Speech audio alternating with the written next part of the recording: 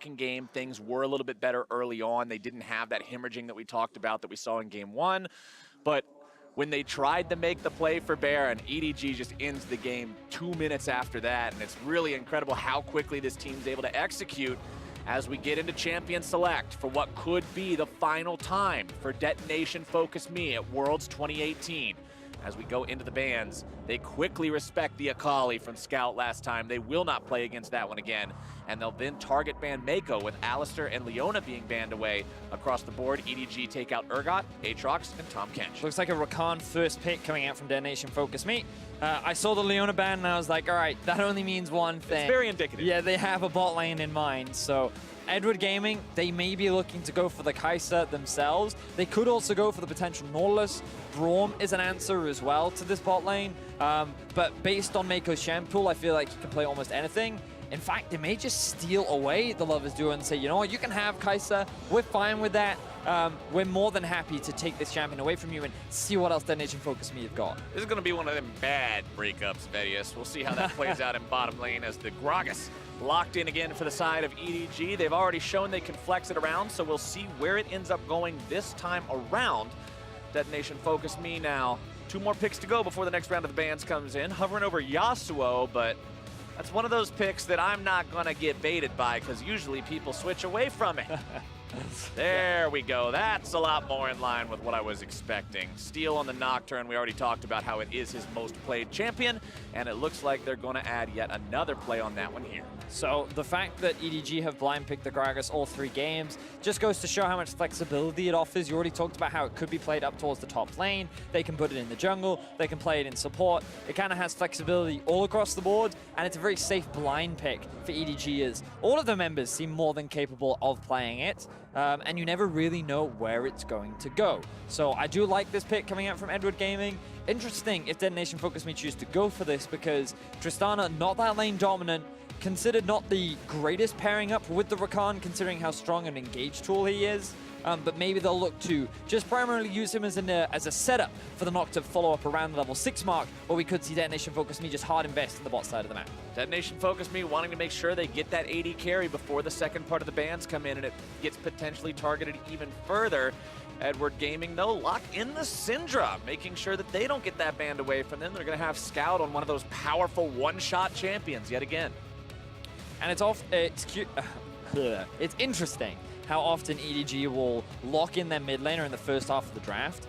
They'll either do it here so that they can look to ban away some of the counter picks to Syndra, or they'll just try and get Scout on something that's considered strong in the current meta, like the Akali. So I wouldn't be surprised if we see things like an Aurelia ban. We may even see the Ziggs ban, because one of the obnoxious matchups for Syndra is just those wave clear mids, because her mana cost can be pretty high at early levels, and she doesn't have the greatest wave clear herself. So they may look to take that away from Saros. Heimerdinger is not the best matchup because, funnily enough, you can use his turrets against it. Yeah, you just throw the turrets at him. It's like, here, you threw this on the ground. I think you want it back. Have it. We'll see how they decide to go about this second part of the draft, though, as the Kindred will be banned away by DetonatioN FocusMe, once again saying, we don't think that Gragas is a jungle Gragas. Ziggs banned out by Edward Gaming. Once again, my man Vedius calling the shots, saying, nope, this is what they're going to do. Psychic palm readings available now, only $5. 1-800-VEDIUS. Well, if DetonatioN FocusMe are continuing with the jungle bans, they may go for a Trundle ban here, but Skarner could be the other one that I think is a little more realistic. Oh, okay. Oh. I wasn't expecting that. Definitely, I think, a ban over towards Har. It is his most played jungler. I perhaps should have guessed that one. That would have been the easiest guess, if I'm being honest. All right, let's see what direction they go now in the second half of the draft. Kindred, his second most played jungler as well. So really looking at Haro there as the Ornn will be locked in very quickly there for EDG, saying Ray's going to be on this one, put him on the tank, put him on some engage potential. And honestly, with the way DetonatioN FocusMe seems to have targeted him more than pretty much anyone else, put him on something that even if it falls behind, you can always blow the horn and have a good time. Yep. When in doubt, call the Ornn, for he will surely blow the horn, and it guarantees an engaged startup. Already Edward Gaming have got themselves pretty solid lanes in terms of the early game. Xayah, Syndra, Ornn all hold their own very nicely. Evie actually going to be bringing out the Shen. considered a pretty strong duelist at early levels and pairs up very nicely with the Nocturne as well. Remember how I said I wanted to see a lane count? Level 6, Nocturne, Shen, Rakan. Bot lane is a prime place, excuse me, to set up that tent and invest towards the bot side of the map. Detonation FocusMe saying, I don't care that Syndra can throw them back at us. We're picking Heimerdinger for the 3rd time. I really like the fact that they have Shen, though, not just for the fact that it pairs so well with the Nocturne in terms of what they can both do separately, but what they can do literally together. You strap the Shen ultimate to Nocturne, have him fly in, Shen arrives at the exact same time, and it's just a double Nocturne ult, but the other guy's not a spooky The ghost. way you described that was like Shen just holds on to his back. Yeah, they you glide just hold on together. to his back and they fly in together, and all of a sudden it's like, what's up? What's up? Speaking of what's up, Haro's gonna be on Lee Sin. Yes, That's he what's up. is. That's the playmaking champion right there. His Lee Sin was phenomenal in the gauntlet. I saw him land so many amazing kicks onto the AD carry that it was beautiful to watch. So game 3, Haro going on a big playmaking jungler. The expectations were that the Gragas would be going into the support role from the side of DFM. Question is, how will they handle this Lee Sin? Because Lee Sin, pretty strong against Nocturne in the early levels. If he misses those skill shots, then maybe you can stand a chance as the Nocturne. But in terms of the 2v2, Lee Sin almost always has the advantage. And one thing that always makes me worry a bit when I see Lee Sin locked in, I'm like, so my general rule for Lee Sin, Betty, is if he hits level 6 and his score is 0-0-0, he goofed up. I am not happy with that performance. But considering this is EDG, That's high standards. and specifically EDG with Haro, I don't think I'm worried about that this game. Wow. The way this team's been playing, All right, level 6, that's the benchmark. If he has not... No, level 7, I'm sorry. Level 7, you, all right. You give him the opportunity to use Okay, build. okay. Level 7. All right. If he hits level 7 and he's 0-0-0, he goofed. You're listening, Haro. The precedent has been set. Level 7 from Captain Flowers. As we're going to jump into game 3, Detonation FocusMe, they need to find this win. Captain, they want to stand a chance of coming back. They've got to get it here or they're going home. This team has already done better than any previous representative from Japan. Looking back at the past couple of years, it was Rampage in 2017 MSI, 1-5 in groups, did not progress. Rampage at 2017 Worlds, 0-4 in groups, did not progress. Pentagram at 2018 MSI, 1-5 in groups, did not progress. The fact that Detonation FocusMe has made it to the knockout phase has already done so much to be proud of for this region, and they want to try to at least get this one win here against EDG in the knockouts to make it work. There's those records that I just read off on your screen right now. The LJL having their best international performance so far here at Worlds 28. And it's such an incredible story, too, because for Detonation FocusMe, they're a team that was so often in the final of the LJL, but they were known as chokers. They were known as a team that, while considered often the best in Japan, could never quite represent the region. And this time, their first representation on an international stage, and they make it out of the group stages. They take Cloud9 to an extremely close game and nearly find themselves a win. And even though they're going up against an extremely tough opponent in EDG, they've demonstrated what they're capable of on the international stage, and you can only imagine that they still have some left to show here in this 3rd game against EDG. But of course, one of the concerns that you have, even when they get out of groups, is when their reputation is, yes, they do much better in the regular season than they do in the playoffs. Well, how are they going to do when we switch from the best-of-1 format over to the best-of-5 format? Their last best-of-5 was a 3-1 win in the finals of the LJL over Unsold Stuff Gaming. They want to try to at least get a 1 win here on this one, but bottom side, nothing too crazy happening just yet as Haro moves into the enemy jungle, only to find some wolves. No enemy jungler. Was looking to grab some sort of a fight against Steel, but won't get anything just yet. Now, while we were talking about the narrative of the Detonation FocusMe, you may have noticed on screen that EDG sent 3 members to the mid lane to clear out the turrets from Saros. The main reason for this is because if a Heimerdinger is able to get all 3 turrets out, you have a lot of strong pushing power very early on. They didn't want that to happen when you're playing this Syndra, so by clearing that out, it made the laning phase a lot easier for Scout, and now you can see that he's able to really manage this minion wave and keep it in the middle of the map and generate some pressure to allow Harrow to go for these invades and look to see if he can find Steel in the enemy jungle. Speaking of pressure, you can see Ray's just doing a good job keeping the pressure on here in the top side, finding a good trade there against Evie, and we talked in game number 1 about how Evie was one of the big performers for DetonatioN FocusMe during the group stage for this team, and honestly, he hasn't been able to find that opportunity so far in this best of 5. Ray's been having a very solid performance of his own as well to help shut that down, as Mako and iBoy are setting up shop in familiar territory, Vedius, the enemy turret. So here's the jungler hanging around. Two-man knockup coming in from Vivid, but honestly, the bottom lane from DetonatioN so low on health, they're still not wanting to fully commit to this 3v2 just yet. iBoy is low on mana. Ooh, but this could be Mako good. Still very far forward, though. If Steel comes down here, you can make a play on this. See if they can find it. Steel coming in from behind. We're going to go for that shadow path. Finds its way onto Mako. Going to be taking him very low. Knocks him up into the air. CC comes down. And for the first time this series, first blood over to DFM. iBoy gets one in return. And now Harrow's made his way down into the fight here as well. Looking to grab a couple more auto attacks down onto Steel. Resonating strike finds DetonatioN. And this will likely be blood all over the place. It's 3 for 2 overall for EDG. But man, what a fight early on. That's not a 0-0-0 Lee Sin. Harrow meets your win conditions for Lee Sin, Captain Flowers. He finds himself 2 kills in the early game, and he started stacking up those Dark Harvest stacks as well. But DetonatioN FocusMe, you said it. They found their first blood of the series. And what a way to do it as well. iBoy and Mako finally punished for their over-aggression. Now they have no summoner spells in the bot side of the map. Let's see Steel set up shop. We already talked about it. The Nocturne ultimate, the Shen ultimate. Everything is in position to allow DetonatioN FocusMe to hard camp this lane. But let's have a look back at this replay now. You can see Mako, he used all his abilities onto Vivid, and that's when Steel comes in for the collapse. He's in front of Mako, which means that even if he flashes, the tether still stays attached, which means that the fear is guaranteed. A good flash from iBoy to lock up Vivid and at least find a return kill, and they know that with the arrival of Harrow, even though he's a level down against Steel, he's able to turn around with the health advantage, the kill, and this is lethal tempo Nocturne. He gets the extra damage from his Q, the bonus AD, the passive as well does bonus damage, and they're able to find 2 kills for 3. And that was honestly really good decision-making there from Steel to make sure he went in and got that second kill.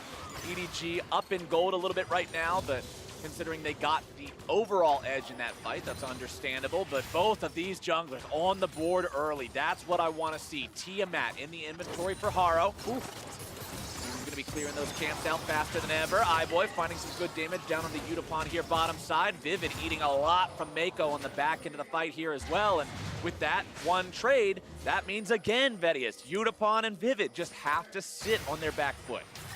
Saris now taking a bit of damage. EDG doing what they do best. Flash it. Oh, looks to make the play. The flash out. Got him. One more tickle. Do it. Scout's got the solo kill. Scout does it once more. He is decimating his lane opponents regardless of who he goes up against. He's able to find these outplays. Now on the Syndra, he kills Saros. Saros down on that trademark pick yet again. We talked about how good he was on this Heimerdinger, but it seems like EDG just has the pick all figured out.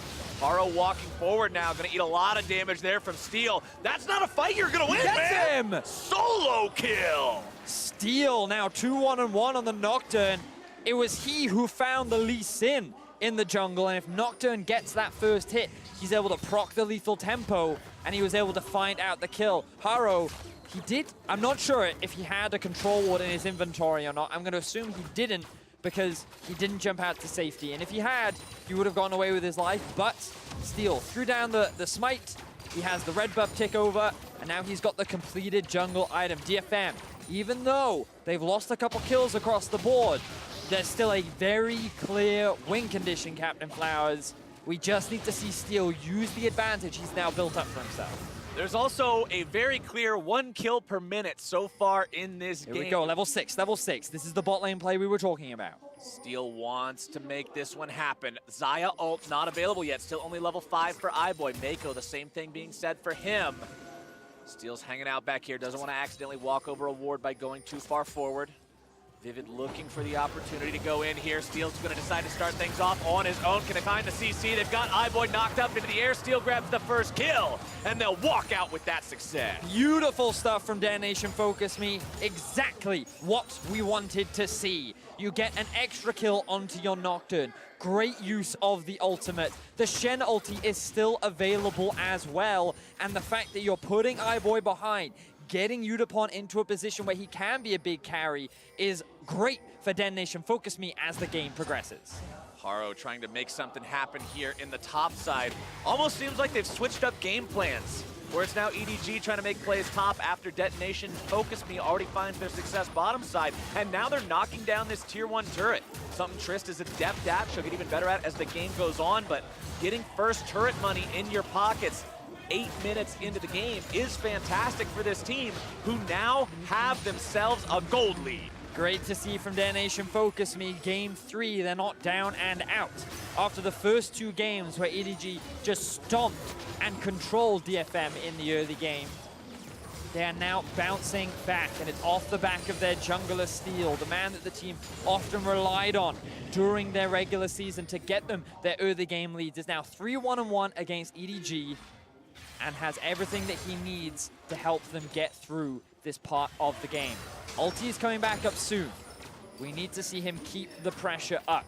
He could go mid, there's no flash there, or he could continue his pressure down bot, where both iBoy and Mako have got their summoners back. Absolutely just needs to stay on the map. Keep this gold close. Here's a gold graph showing the difference between DetonatioN FocusMe and Cloud9 on day 3 of the play-in group, but now Seros going to be in some trouble. Haro's got the damage on that one. They'll pick him up, and that is Edward Gaming getting themselves kill number 5. DetonatioN FocusMe.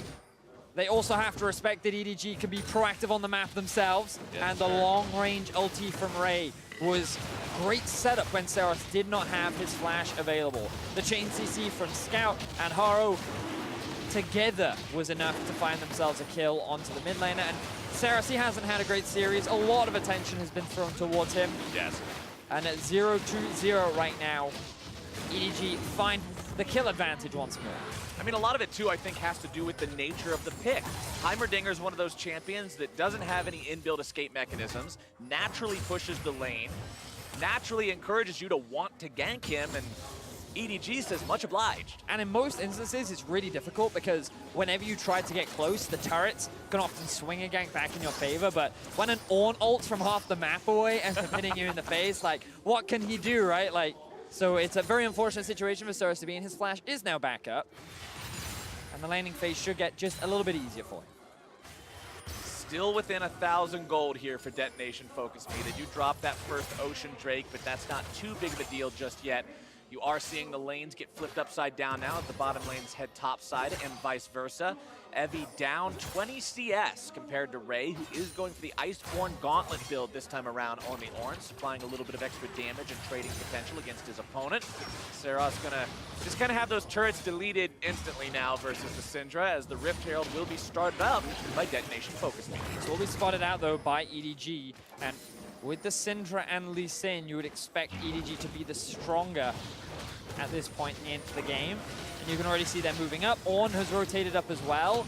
Evie still has his ulti, so he could join the fight, but I don't know if DFM want to go for this. Oh, I think we're going to have a fight for it, Vedius. Seros is coming in from the side, looking to find the damage. Steel goes into the fight already, looking to make something happen. It's a multi-man charm coming in through the quickness, but Vivid's already down. Steel having to get himself away on this one. Flash out from Seros as well. Ray goes over the wall, still looking to chase after, find that CC. As Evie's going to be looking to block people off, finding the taunt. And Horo's taken out by DetonatioN. Evie still looking to get himself away from this one. iBoy trying to provide some chase in that damage. But Mako will not be able to bring the CC to keep them close by. Ooh, it looked like iBoy was going to drop right at the beginning of the fight, but both of his summoner spells had come off of cooldown, and he flashes to safety. EDG then start to turn that fight so heavily in their favor. And we talked about the strength at this point in the game, and you could see EDG, with the champions that they have, with the amount of damage that they had at their disposal, were just in a better position to win out on that fight. Fortunately for DFM, it only ends up being a 2-for-1 in favor of EDG, but DFM, they need to slow things down a little bit. They need to wait until they hit those crucial power spikes before they look for another fight like that. They seem so ready to skirmish, Vedius. Let's take another look at this crazy fight. So you can see the multi-man stun coming out from Saros means that he hasn't been able to get any turrets down just yet. At the last second, even though the fear lasts onto Eyeboy, he gets his ulti off and then gets to safety. And this is when EDG start the chase. Scout, he'd already used his ultimate, so he can't really get the remaining damage down. And then just in the last second, I believe it was Scout that secured the kill onto Saros, but he very nearly was able to get the kill down onto Scout. That could have swung the fight in DFM's favor, so it was close. You can see that if they'd had a couple more items under their belt, maybe things would have gone a bit better for them. A lot of damage done in that last fight, specifically from Heimerdinger, Tristana, Syndra, and Ornn. I talked about Iceborne Gauntlet Ornn having some more damage. Well, he did the second most damage on his team in that one. Remember that early on in League of Legends, ladies and gentlemen, the base damages on tanks pretty darn high. Yep. They can do a lot of damage if you line up in those AoE cones and ram patterns and everything else that Ornn's able to cause chaos in. It's now up to Detonation FocusMe to just continue hanging tight here. Still not down that far. We're approaching that 15-minute mark that we use as the marker for when we're out of EDG territory. Beautypon's hanging out in the brush here in the top side. Does have buddies hanging out in that river here too. Steel ready with the Nocturne, all if they decide to use it, but Eyeboy and Mako are going to get themselves out of here right back into their own jungle, sweeping out some vision. And honestly, that's what I'm going to be looking at a lot, Vedius, is vision as we progress further into the mid-game. Who can set up the picks, because there's so much potential on both comps. You're quite right. Nocturne really good at killing champions in the side lane. Now Saros. Oh, Saros knocked back into EDG, and Mako knows how to make those Gragas plays happen. He thought that with 2 control wards in the river, he would be safe to take that pathing. He did not expect Mako to just show up, go for the flash body slam into the knockup, and then 4 members of EDG warmly embracing Saros as he made his way into the EDG members. Now, EDG have priority over the mid lane. They don't have the Rift Herald, but without any wave clear on DFM, there should be a tower going to EDG. No Heimerdinger turrets to kill. Might as well kill real turrets instead. EDG takes themselves their second objective from their opponents this game, along with that neutral Drake they secured earlier. They go up to a 2,000 gold lead as Evie will continue split pushing in the bottom side. He'll be stopped by Ray now. Steel just trying to maintain control over this river area, clearing out some control wards, but when EDG is hanging out and being grouped up like this, always somebody with somebody else, it's way harder for Steel to make the plays happen, as now they might be able to make this one go through onto Scout, who is going to be caught out, taken down very low. Shutdown credit over to DFM, goes over to Vivid on that one. Evie's still on the front lines here. Haro lands the Sonic Wave, but I don't think you want to resonate that strike anytime soon. Now, Evie's ult was used in that pick, and arguably you didn't need it, given that you had 4 members primed and ready to get the collapse done onto Scout, but regardless, better safe than sorry. DFM, exactly. They play it safe, they find themselves the kill, now they're the ones sieging onto this mid-tier 1. It's not about the kills, it's about what the kills mean. DFM want this one to mean a tier 1 turret, but EDG do a good job shutting that down. And look at top and bot lane. Because DFM invested so many resources into mid, EDG is able to push out both waves, and all this farm is now going to be lost to these turrets because DFM were not in a position to take advantage of it. And this is how these small leads start to build up bigger and bigger. Now, Scout, he was just trying to go towards the blue buff. He wanted to secure himself the objective that belongs to him. Cool thing about the tether is even if you fear them while they're in the Zhonya's, it will stay attached. So they will come out of the Zhonya's feared as well if you time it at the right time. And that did mean that Scout ended up CC long enough to allow the rest of DFM to find themselves the kill. But unfortunately, no tower for them. And like you said, not only did that pressure from the side lanes make it so all those minions got lost, but it also meant there was more overall map control for EDG. They were able to take the Rift Herald like you just saw. They're still feeling very comfortable here in this game, 2,000 gold ahead. 1 turret up, 1 Drake up. Next Drake is alive. It is only Cloud Drake number 1, so not really anything you're going to run in and have to suicide over if you would lose it. So Detonation FocusMe likely not too concerned about that one overall. Evie still set up there in the bottom lane. Has teleport, but no ultimate on the Shen. Teleport also up for Ray, so if the fight breaks out, expect it to be everyone at the same time as Haro can clear this Drake out himself and then continue with the rest of EDG. You can see Mako moving into enemy territory now, feeling brave enough with the lead EDG has to set up vision and start making things scarier for Detonation FocusMe. We've got to remember, though, 17.5 minutes in, the game is still very close. Only 2,000 gold separates the two teams, and if DFM can secure themselves another tower, that'll drop to about 1,000. DFM still have the late game win condition as well. They have a Tristana, they have a Heimerdinger. So there's still plenty of opportunities for DFM to reclaim control over the map, and considering how dominant EDG have been throughout this series, the fact that DFM have been able to hold their own in this third and crucial game Yes. is very important to see. Game number 1 was just an absolute avalanche for EDG. Game number 2, even though it was faster overall, it still seemed like DFM had figured things out a little bit better in the early game. And now game number 3 seems like further progress. Still, the question is it too little, too late? Yes, that Will is you the still big be able to question. recover this series? And right now, Syndra just yoinks that blue buff away. That's such an aggravating thing to deal with as a jungler, but EDG are gonna say, that's the least of your worries, boys. Steals in some trouble as the shutdown credit goes over to Haro. Cero's trying to get himself away now as the damage explodes Pivot as well. They're trying to find anything in return. They'll grab the kill on the scalp, but they'll lose their top laner in the process. DFM lose that fight. 1 for 3. EDG coming out on top yet again.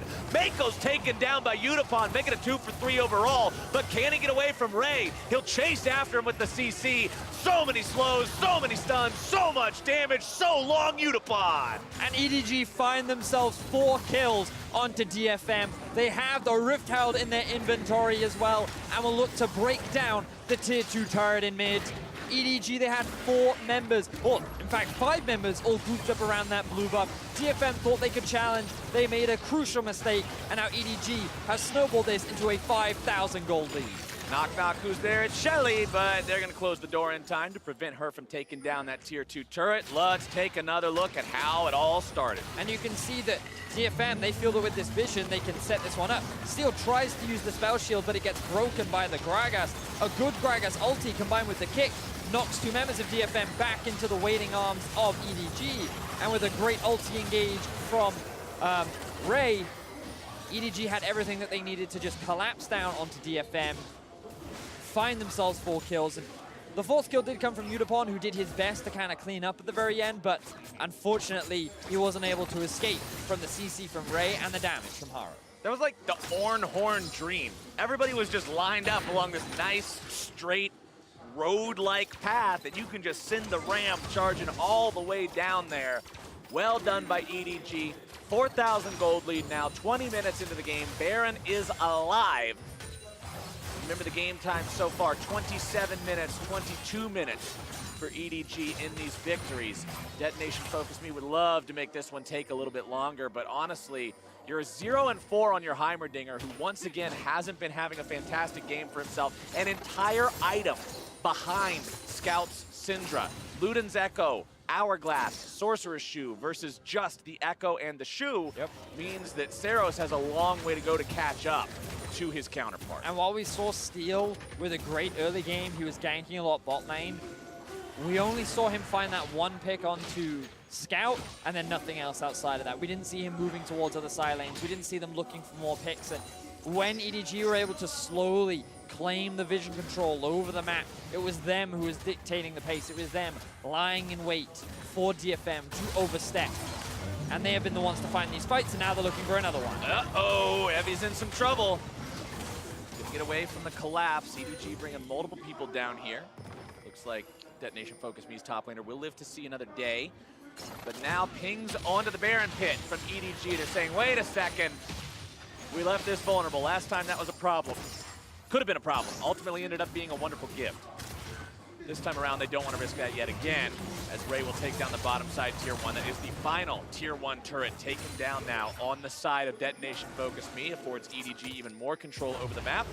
But the Nocturne ulti is going to be used. Highboy gets himself away with the Xayah ult and the flash, really being respectful here to make sure he doesn't get himself picked off. Not sure what the goal on the cast there was. Sometimes you just got to throw out the party cake. He was looking for it. He was seeing if he could get any member of DFM who had slightly overstepped, but now that's 2 big ultis gone for DFM. They still have the Rakan engage, but it's going to be a lot harder for Steel to dive onto the back line. EDG will just use this opportunity to reclaim some control around the Baron buff. Get that push out on the middle lane. Clear out some of DFM's wards and maybe look for a pick.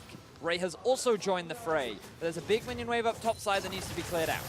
Ray went back and shopped. He's got himself 40% CDR now with the Kindle Gem combined with the completed Iceborne Gauntlet and Spirit Visage. So all that CC will be able to be applied that much more frequently. Very scary right now here on this Ornn. Also worth pointing out, there is a stopwatch in the inventory of Evie.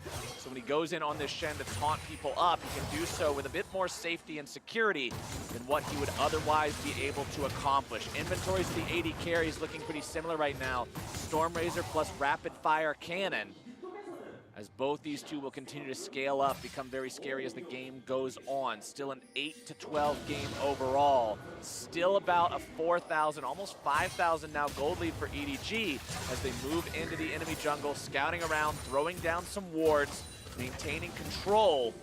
Thinking about maybe making something happen here in the mid lane. Vivid's about to face check some nastiness. Gets kicked back. He's in some serious danger here, and Haro will take him out. And another quick pick goes in favor of EDG. The Drake is has just spawned, and they could look to secure that, but with the mid turret being so low, this should be another easy objective for EDG to secure.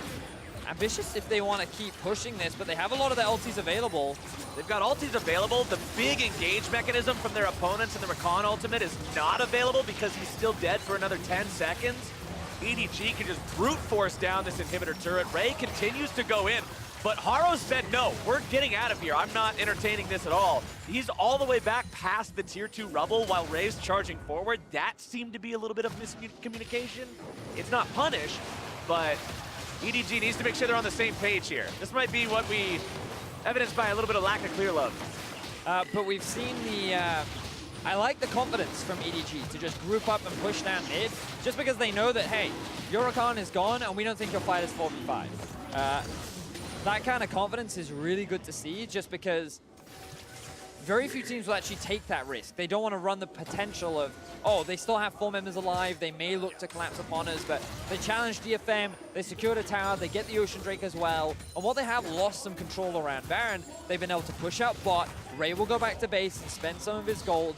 More farm will be lost, as Evie has actually grouped up with his team in the event that a fight should happen in the nearby area.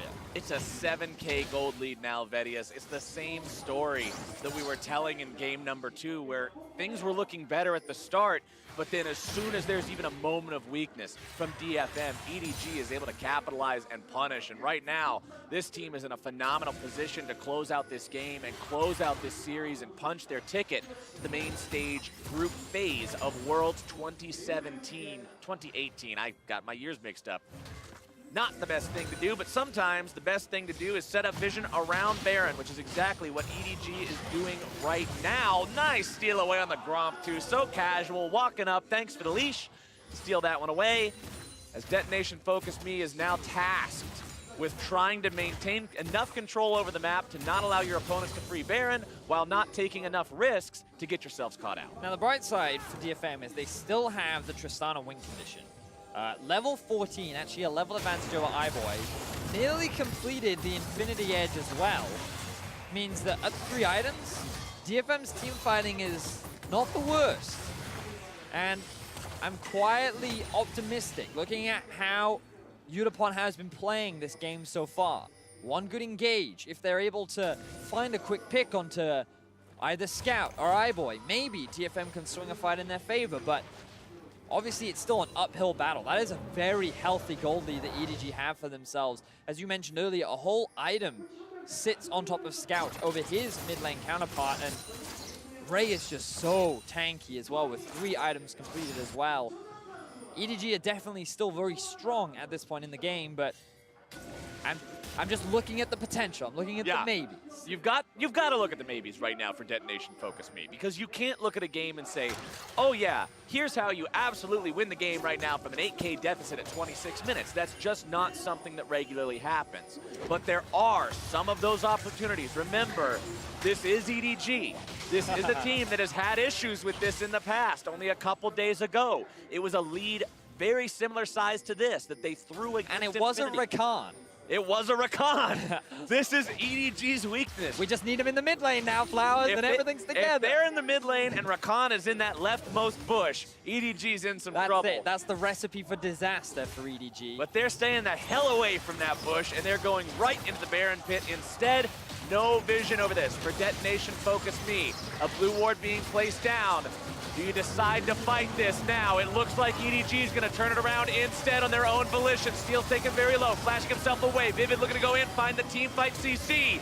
Does manage to get it down onto a couple, still going to be taken down by Scout. Heavy goes into the back line to find iBoy.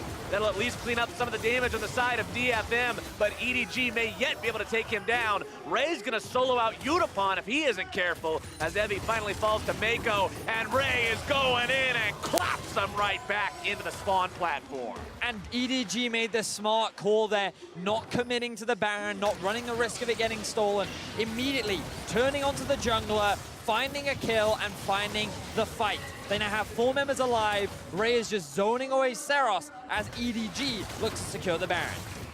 EDG had quite a lot of tunnel vision there onto Seros. 2 different people also pulled away to help Ray as Haro frantically pings Baron and says, no, I need help with this. But they will come back together. They'll secure the Baron. They'll secure the kill onto the enemy Heimerdinger. They'll secure themselves an absolutely massive 5-digit gold lead yet again. And it's looking like it's almost over here for DetonatioN FocusMe. This is nearly an insurmountable deficit. DFM looked better in the later stages of that fight because I just had my eyes on Utapon, and again, the decision-making was great here from EDG. They knew they were going to turn the moment they saw Steel, flash straight onto him, burst him out, but then look at Utapon here.